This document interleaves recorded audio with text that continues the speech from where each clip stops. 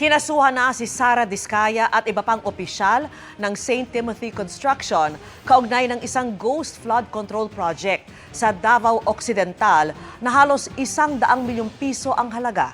Kabilang sa isinampa ang kasong malversation na walang piyansa. Nakatutok si Ivan Mayrina. Makukulong na sila. Wala silang Merry Christmas. Before Christmas, makukulong na sila. May halos 20 araw na lang para matupad ang pangakong ito. Kaugnay ng pagpapanagot sa mga sangkot sa mga flood control scandal. Wala pang nakukulong pero may mga panibagong kinasuhan ayon kay Pangulong Bongbong Marcos. Dahil daw sa isang ghost flood control project sa Kulaman, Jose Abad Santos, Davao Occidental. Kabilang dyan si Sara Diskaya at Maria Roma Angeline Rimando, mga opisyal ng St. Timothy Construction Corporation. Ito ay may halaga na halos 100 milyong piso at ipinagkaloob noong 13 January 2022 sa St. Timothy Construction Corporation. Ayon sa investigasyon, ang proyektong ito na sinasabing natapos noong 2022 ay hindi kailanman nasimulan. Ayon sa Pangulo, lumabas sa investigasyon ng Ombudsman na palsipikado ang mga isinumiti nilang patunay na tapos na ang proyekto kahit walang construction na ginawa, kabilang ang final billing, certificate of completion at mga inspection reports. Malversation ay isa sa mga kasong isinampa, isang krimeng walang piyansa.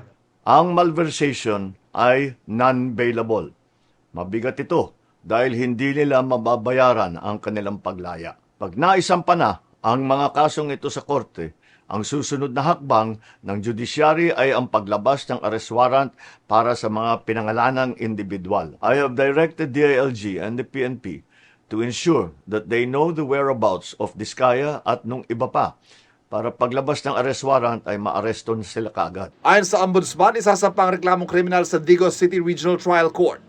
Bukod kay Diskaya at Rimando, dawit din ang mga opisyal ng DPWH Davao Occidental District Engineering Office, kabilang kanilang district engineer at assistant district engineer. Damay din at suspendido na ang mga section chief, project engineer at inspector ng DPWH. Sinusubukan naming hinga ng pahayag ang mga kinasuhan. For the same behavior, the DPWH Davao Occidental officials involved are likewise preventively suspended for a period of 6 months. Ito ay kalawang malaking kasong isinampa kaugnay ng flood control scandal. Pero marami pang nasa proseso ng investigasyon at pangangalap ng ebidensya ayon sa Ombudsman. Muling pangako ng Pangulo. Umpisa pa lang ito. Marami pa tayong ipapakulong at marami pang magpapasko sa kulungan. Para sa GMA Integrated News, Ivan Mayrina, nakatutok, 24 oras.